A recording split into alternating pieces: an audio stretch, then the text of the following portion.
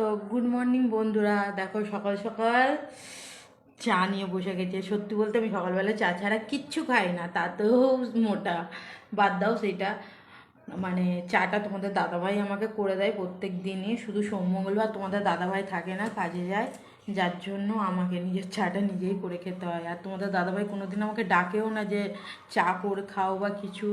কেন, তোমাদের দাদাভাই জানে আমি ভোরবেলা 5টায় কি 4টায় ঘুমাই, তখন কখনো কখনো আবার ঘুমায়ও না, তো সকালবেলার চাটা তোমাদের দাদাভাই আমাকে করে দেয়।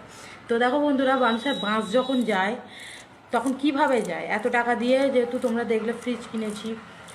তারপর হচ্ছে কালকে আমার ফোনের পুরো ডিসপ্লে খারাপ হয়ে গেছে, আবার অতগুলো টাকা দিয়ে আমি সারিয়ে নিয়ে আসলাম ফোনটা। কালকে রাত্রিবেলা 8টায় দোকানে গেছি, রাত্রি 10টার সময়, যেহেতু আমার ফোন ছাড়া হবে না, রাত্রি 10টার সময় ফোন নিয়ে এসেছি আমি, ডিসপ্লে চেঞ্জ করে। তো মিথ্যে কথা বলবো না, আমার একটা দাদা ভাই রয়েছে, আমি যখনই বিপদে পড়ি সেই মানুষটা আমাকে সত্যিই হেল্প করে, এটা বললে অন্যায় হবে। তারপর আমার কিছু কিছু বন্ধু রয়েছে, দাদা ভাই রয়েছে, যে বললে হেল্প করে, মিথ্যে কথা বলবো না। তো ওইটাই হচ্ছে মানুষের মনে কত কৌতূহল, মানে কি করে মানুষের হচ্ছে সেইটা কেউ দেখবে না। ঠিক আছে, তুমি কি করে মানে এইটা এগুলো করছো সেইগুলো দেখবে।